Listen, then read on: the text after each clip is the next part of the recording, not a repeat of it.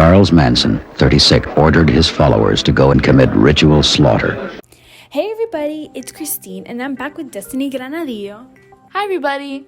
Presenting The Chisme. In this third episode, we're talking about Charles and his buildup of the Manson family.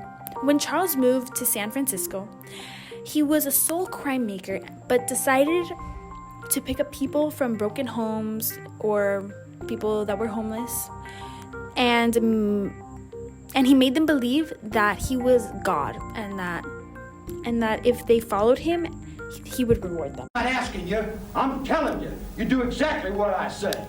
So, as we talked about in episode 2, his first murders began with Polanski and all those, in the house of Polanski and all those.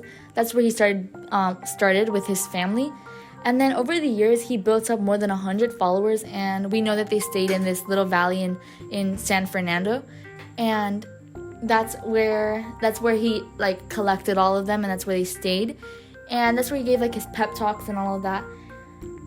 So we know that when Charles had to commit a murder, he sent out other people. He didn't go himself because he didn't want to get caught. So he sent out other people to do his work for him. Yes. So in one of these murders, it was a very sloppy job, and they caught 3 of the murders.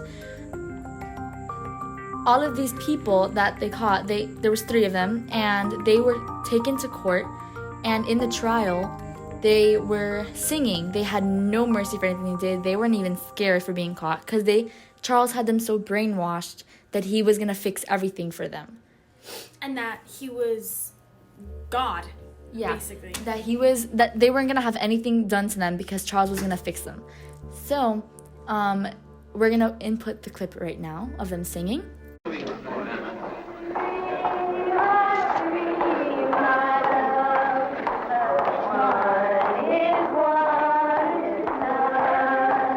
He kind of jumped in after. Again, all the crimes that he was, like Christine said, all the followers that he had were mainly women. And since Charles is a male and all of that, they believed that Charles was gonna fix everything. And although Charles was very close with his followers, and since they're all women, you can tell that different things went on in the Manson family. So most of his followers were not men. Some of them were, and they were... Some were. Yeah, and they were kind of the leaders of the groups that he sent out. But they were... It was mostly girls. Yeah.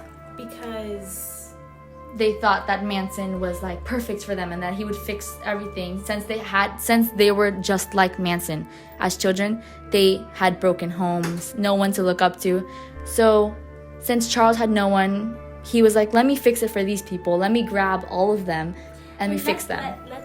Let's make a team to go out and do these bad crimes. Yeah, and I don't think that the Manson family had anything against the people they were killing. I don't think there was anything they didn't have, Destiny's saying, I don't think they had anything against them. A reason. A reason to do anything bad to them. They just did it for self-satisfaction or something. Yeah. Because all of the murders that they had, they weren't due to anything. They never said why they did it. They never had any explanation. When they were taken to court, when some of them were suspected of it, there was never a reason why they did it. So that's why why it took so long for the Manson family to be discovered. And later throughout the years, they started creating this symbol, as we talked about in episode 2. It was the X, and that's how the Manson family would stay together. The X meant the Manson family. And every time one person part of their team, the Manson family, would kill someone, they would always put an X somewhere on the body or on the wall with blood covered, a bloody X. Yeah. To represent them, and that was their symbol. Yeah.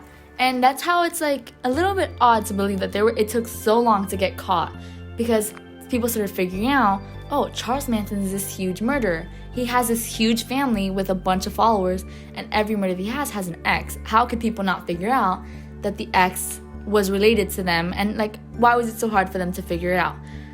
And that's where it gets a little hard, because Charles was such a professional person when it came to these crimes being brought up to him. So they were like, oh, he didn't do that. Like, there was no way. And no one knew that the family was such a, like, close thing, that they all believed in each other.